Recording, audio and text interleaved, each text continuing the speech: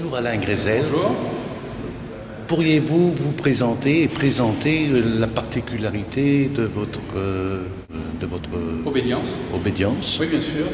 Alors moi, je suis descendu de la charge de grand maître il y a 1 an et demi, en juin 2009. J'ai présidé l'obédience pendant 3 ans.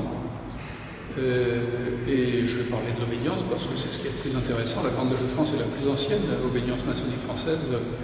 Elle apparaît dans le paysage en France à Paris en 1728 et elle rayonne à partir de Paris à partir de ces années-là.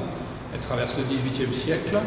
Elle se réorganise au début du XIXe parce qu'il y a eu la Révolution, il y a eu des moments extrêmement difficiles et agités. Et elle traverse le XIXe et puis elle arrive aujourd'hui en bon état puisque nous comptons 800 loges au total, dont 750 dans l'Hexagone et une bonne cinquantaine territoires d'outre-mer, Nouvelle-Calédonie, Océan Indien, Caraïbes, etc. Et nous sommes un ensemble de 33 000 frères. Le but de l'obédience, parce que là en fait il y a une polémique, on vous rattache un peu à la religion, un peu à la secte. Qu'est-ce qu'on peut dire là-dessus? Oui, alors ce qu'on peut dire à propos de la religion, c'est que nous ne souhaitons en aucun cas être une religion de substitution, ni une religion. Et pour être très clair, j'ai été président de la Grande Loge de France, mais je ne suis pas personnellement rattaché à une religion, je suis non-croyant. En revanche, il y a à la Grande Loge de France des frères qui sont croyants et des frères qui sont non-croyants. Je pourrais même dire qu'il y en a sur cette question-là qui ne savent pas exactement où ils sont, tout simplement parce que c'est une question complexe. Et nous ne demandons à personne d'engagement sur quoi que ce soit dans ce domaine. Donc nous ne sommes pas une religion, nous essayons d'entretenir un dialogue naturel, respectueux avec les religions, mais nous ne voulons en aucun cas pouvoir être assimilés à, confondus avec, ou bien remplacer une religion.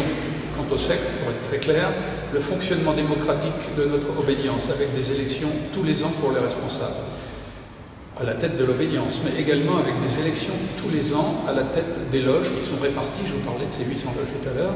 Ce sont des élections tous les ans et tous les mandats sont électifs. Et si au bout d'1 an on ne donne pas satisfaction, on est remplacé par un autre frère qui présente un projet et qui essaie de le mener à bien. Donc on ne peut en aucun cas être confondu avec une secte. Et puis j'ajoute même que nous travaillons auprès du Premier ministre sous la responsabilité d'un préfet au sein de la MIMILUD, qui est la mission interministérielle de vigilance et de lutte contre les dérives sectaires. Je ne pense pas qu'on nous inviterait à travailler aux côtés du Premier ministre si nous étions nous-mêmes considérés, ou si nous étions un mouvement considéré comme pouvant présenter un risque de dérive sectaire. Alors le but du jeu, c'est la progression intellectuelle, morale et spirituelle des maçons qui nous rejoignent. Intellectuelle parce que nous nous intéressons à tous les problèmes et à tous les projets des hommes et des femmes d'aujourd'hui, à tout ce qui impacte d'une manière ou d'une autre, de façon significative, le monde contemporain.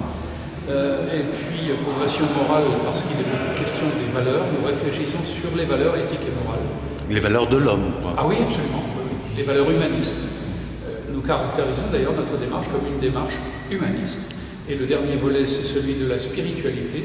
Nous caractérisons notre démarche comme une démarche humaniste et spirituelle, parce que nous considérons que l'expression spirituelle, en dehors du cadre des religions, je le redis, est un domaine, est une des formes, est un des versants du génie humain, si vous voulez. Nous considérons que l'expression et la réflexion sur la dimension spirituelle de l'homme méritent largement de l'intérêt. Vous parlez d'un fruit qui apporte à autrui. La démarche initiatique, incontestablement, oui. C'est une démarche de recherche personnelle. Il faut faire un effort personnel de travail, de recherche. Si on vient en maçonnerie pour consommer quelque chose qui serait tout cuit, ça n'existe pas, il faut être très clair. C'est une démarche où l'on apporte beaucoup et à condition d'apporter, on reçoit énormément. Donc c'est une démarche à la fois individuelle où l'on apporte quelque chose, mais également collective dans la mesure où cette progression que je citais à l'instant, intellectuelle, morale, spirituelle, c'est quelque chose qui se bâtit dans un cadre à la fois individuel et collectif. Par conséquent, nous essayons de bâtir une intelligence initiatique. On peut donner un exemple en la matière de ce que la Grande Loge oui, qui a, voilà, la société. Alors je vais vous donner un exemple.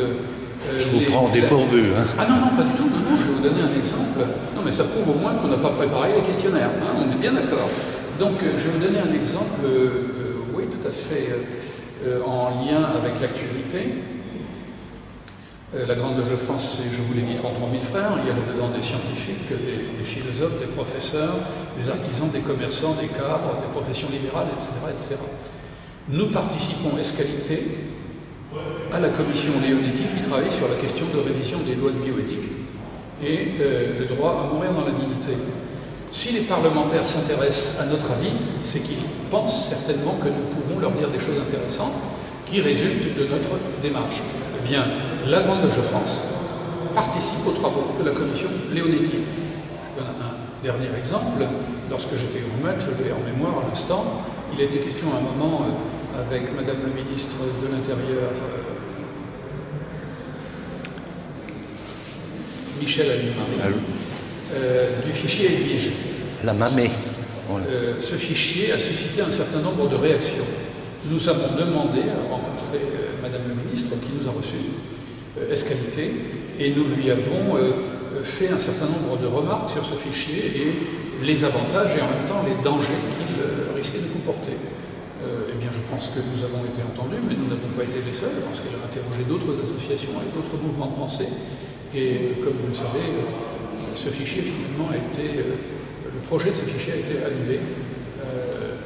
Nous avons non pas voulu contribuer à son annulation, mais nous voulions faire prendre conscience au ministre qu'il y avait là des points qui pouvaient être dangereux pour l'exercice démocratique dans lequel nous souhaitons pouvoir vivre en tant que citoyens. Dans l'actualité d'aujourd'hui, est-ce qu'il y a quelque chose qui vous fait souci particulièrement?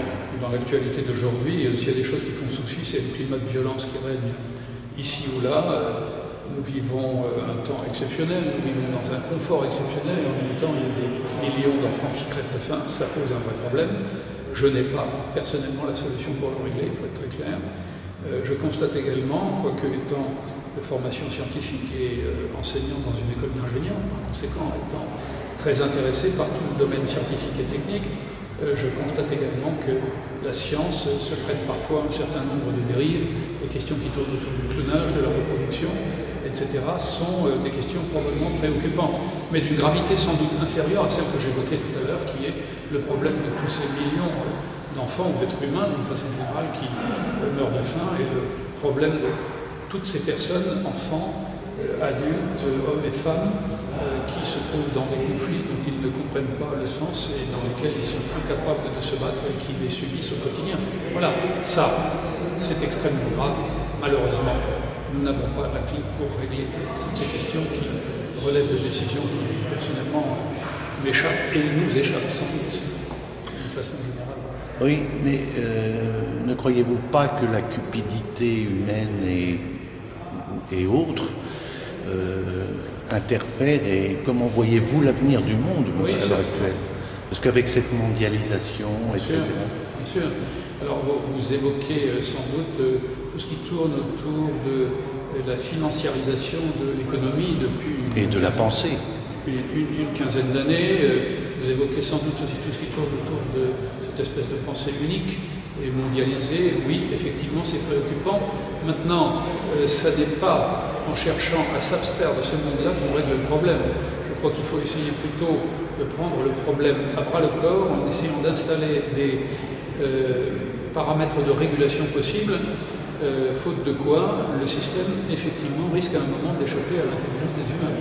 Et ceci serait évidemment quelque chose de catastrophique. On a vu la catastrophe que nous avons frôlée en 2008. Et là non plus, nous n'avons pas apparemment la solution.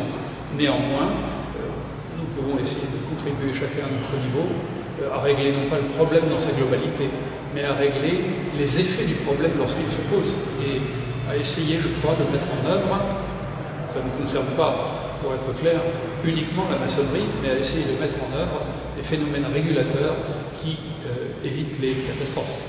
Redonner l'adresse du site Ah oui, bien sûr.